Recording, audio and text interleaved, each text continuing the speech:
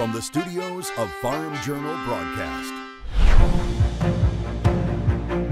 This is Ag Day.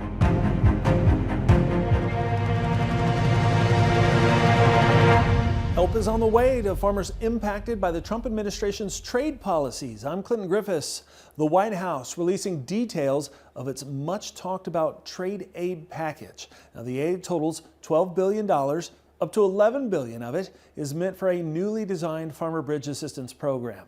It's specifically for row crop farmers impacted by trade issues. Now, the remaining $1 billion is for other crops hurt by the ongoing trade disputes. The president making the announcement on Monday alongside Ag Secretary Brooke Rollins, Treasury Secretary Scott Bessent, along with several growers.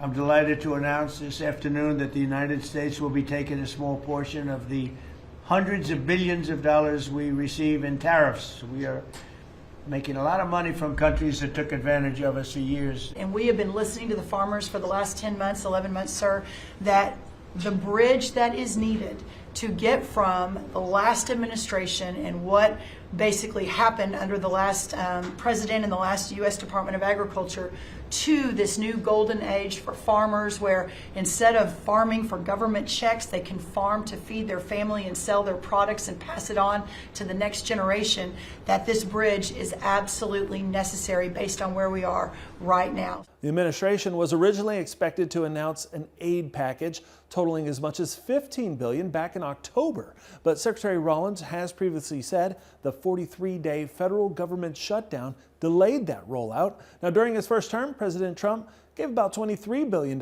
in aid to farmers. Reuters reports farmers this year were already set to receive a near record $40 billion in government payments from ad hoc disaster and economic aid.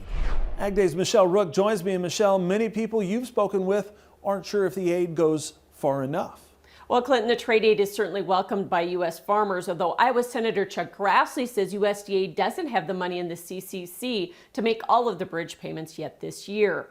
But the need is there, and the damage from the trade war has clearly been done, with China's boycott of U.S. soybeans through harvest, resulting in billions of dollars of lost soybean sales as they turned to South America. USDA finally announced a much-needed trade aid package, which was delayed by the 43-day government shutdown. However, it may not go far enough.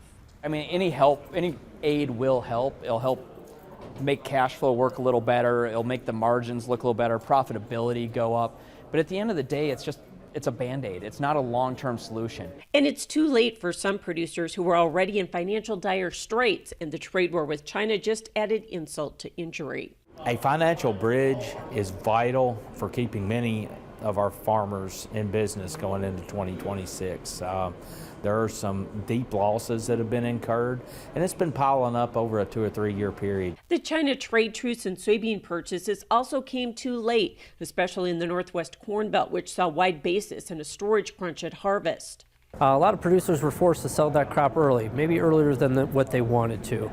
And so given that we had some very depressed prices at that beginning October timeframe, before any trade deals were announced, some farmers are still reeling from that. Elfman agrees that financial bridge is needed in some regions of the country more than others. one thing we're learning from bankers, it's creeping into the upper Midwest. The I states are starting to feel it more and more. But really the Mid-South to the South has been feeling it for 3 or 4 years now. He adds while trade aid slows the financial bleeding, it doesn't stop it entirely. We are seeing with our surveys, when we talk to bankers right now, that they believe 50% of their producers will not be profitable next year.